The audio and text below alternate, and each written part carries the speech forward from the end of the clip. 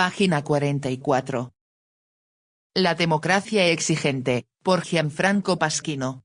1999. Capítulo 2. La ética en la política democrática. 2.2. La autonomía de la política no democrática. Así pues, en extrema síntesis, Maquiavelo dice a su príncipe que si quiere conseguir determinados objetivos que algunas veces trascienden su puro poder personal y conciernen al orden político de una comunidad, no debe, en algunos casos, tener en cuenta los principios morales a los cuales se atiene habitualmente el ciudadano en su vida privada, y también en la pública, pero vivida en cuanto simple ciudadano. Si quiere conseguir estos objetivos, el príncipe debe tomar cuenta de variadas condiciones y condicionamientos estructurales, de comportamiento, de actitud, es decir, políticos, y debe, en cambio, poner a un lado los preceptos religiosos cristianos. Estos preceptos no solo serían impedimento, sino hasta podrían resultar contraproducentes para su política. Pero es este un punto para subrayar rigurosamente y para tener siempre presente: la política del príncipe de Maquiavelo es inevitablemente una política que se hace en circunstancias no democráticas o, si se prefiere, ademocráticas, que se desarrolla en ausencia de democracia. TV escribe: no es sano siempre pedir opinión o votación al pueblo ignorante.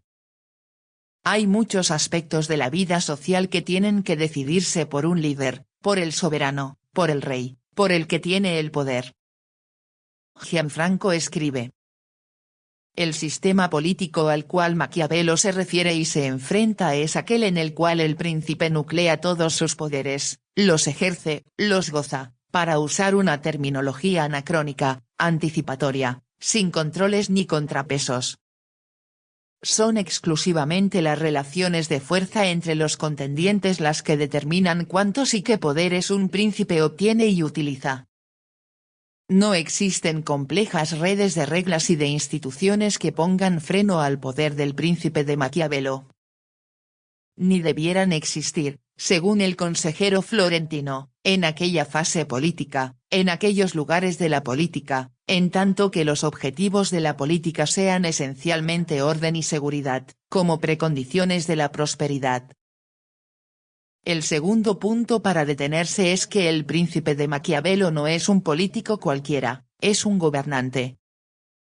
Con un término contemporáneo, sería oportuno referirse a aquel príncipe como a un estadista, en potencia o en acto. Los preceptos de Maquiavelo no conciernen, en consecuencia, a una indiferenciada, amorfa, vaga esfera de la política. Conciernen a la adquisición y al ejercicio por parte de un príncipe del poder de gobierno en un sistema político no democrático. No es el poder en sí mismo lo que interesa a Maquiavelo, es el poder como instrumento esencial para unificar, ordenar, volver próspera una comunidad. Este es un fin éticamente valorable.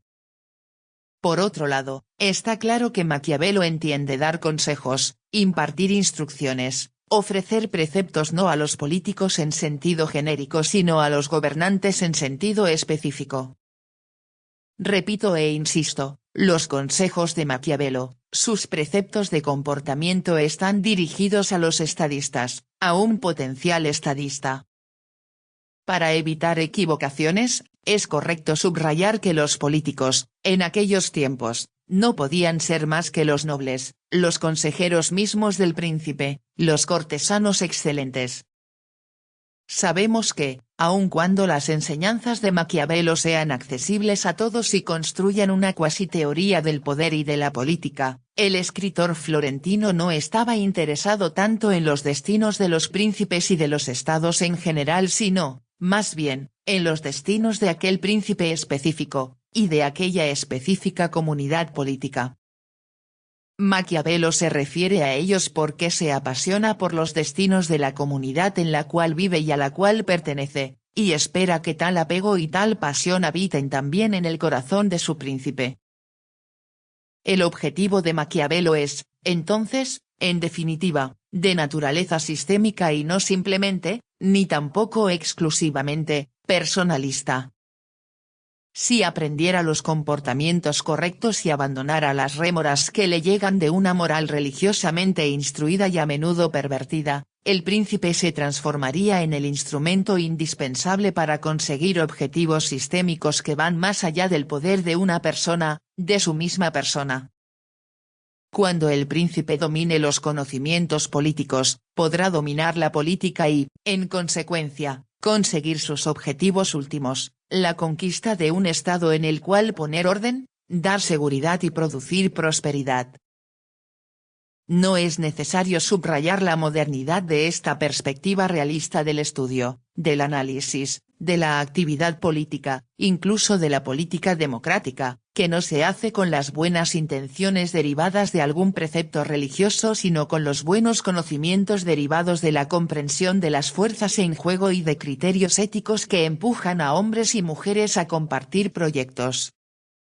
En síntesis, la fractura en el renacimiento de la relación entre la ética privada, por mucho tiempo identificada con la moral cristiana, y la ética política, aquí personificada por las actividades del príncipe orientadas a la consecución de fines colectivos, sirve a Maquiavelo para individualizar las regularidades, no las reglas, de la política en un contexto no democrático de enfrentamientos sin reglas y de conflictos cruentos que conciernen a la conquista del poder para fines puramente personalistas.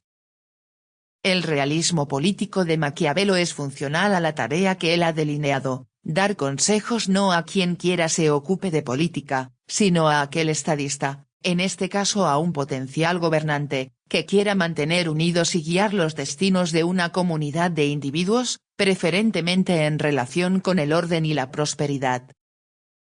Estos consejos hallan fundamento y nutrición en un examen de las condiciones por las cuales se persiguen y se consiguen objetivos sistémicos.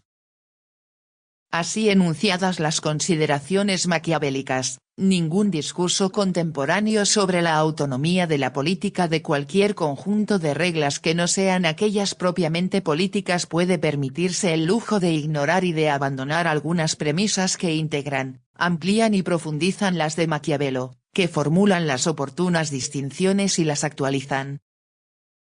Solo teniendo plena conciencia de estas premisas se puede completar el discurso sobre la autonomía de la política, tal como, probablemente, habría sentido la necesidad analítica de hacer un Maquiavelo que viviera en una época democrática. Las premisas son pocas y, sin embargo, esenciales. Primera premisa.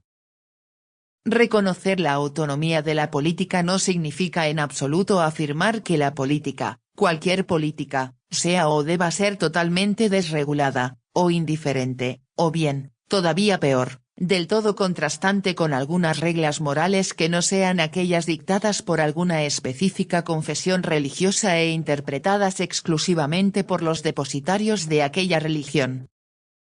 Dicho más explícitamente, aún la política puede tener una moralidad. Tiene sus reglas, se inspira en sus propios principios éticos.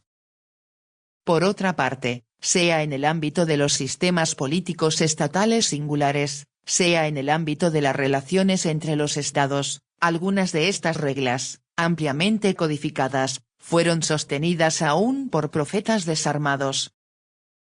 Incluso, los hombres políticos, uso este término provisoriamente, aunque dentro de poco seré más preciso, son en definitiva valorados, criticados o exaltados por el modo mediante el cual afrontan y resuelven los inacabables conflictos entre algunos imperativos políticos y algunas reglas éticas y morales.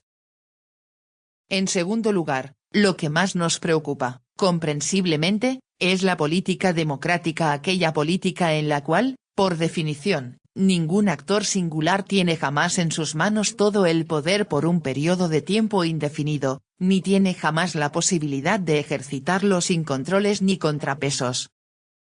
No creo, de todos modos, que tengamos que absolver a ninguno de los líderes autoritarios y totalitarios de este siglo de cualquier color que fueren, que también podrían afirmar haber actuado siguiendo el principio de la autonomía de la política, desvinculados de cualquier regla moral, en particular respecto de sus ciudadanos reducidos a súbditos.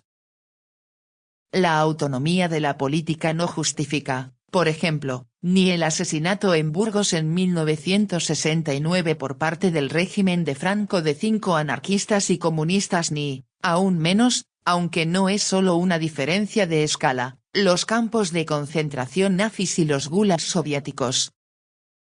Seguramente, los príncipes de estos regímenes no democráticos mantenían, acrecentaban, volvían más difícil desafiar su poder político con casi absoluta autonomía de su política y sin ninguna preocupación por principios morales. Respondían reivindicando la autonomía de la política, entendida como su poder personal, justificando instrumentalmente su dominio acaso sin siquiera reconocer como tal el mal no muy necesitado, para citar a Maquiavelo, en el cual entraban para perseguir bienes colectivos más elevados, la independencia del país, el orden político, la finalización de la revolución, la pureza de la raza, que estarían por encima de cualquier principio ético-moral. Solo una forma inaceptable de realismo puede absolver a Franco, Hitler y Stalin, y otros, por su interpretación de la autonomía de la política.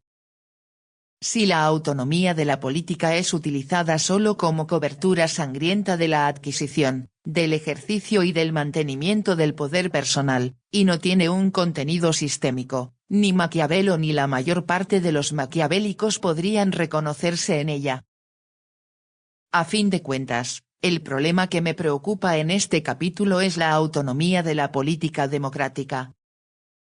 Desde el momento en que es posible hablar concretamente de ella, esta política democrática no es, muy comprensiblemente, en absoluto autónoma de los lazos de sus reglas constitucionales formales y materiales, en sustancia del pluralismo institucional, político, social, cultural, religioso del sistema en el cual se desarrolla.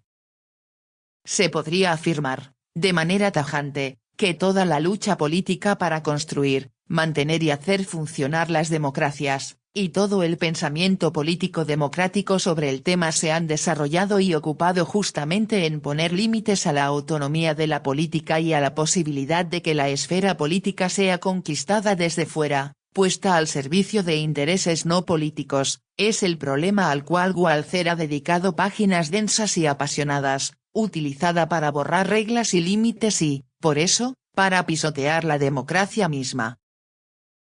Página 52.